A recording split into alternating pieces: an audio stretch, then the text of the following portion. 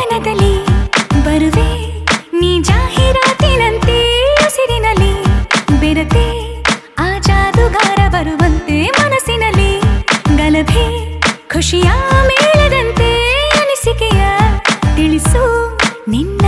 ಒಳಗು ಹೀಗೆ ಆಗಿದೆಯೋ ದಿನವೂ ಕ್ಷಣವೂ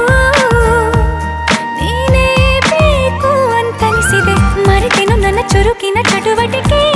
ನಿನದೇ ಚಡಪಡಿಕೆ ಮೊದಲನೇ ಭೇಟಿಯ ಮೆಲುಕ ಕೂತ ಹಗಲು ಇರಳು ನಿನಗೆ ಮರುಳಾದೆ ನಿನಗೊಂಗಲಿ ಅಡಗಿದೆ ಚೇತರಿಕೆ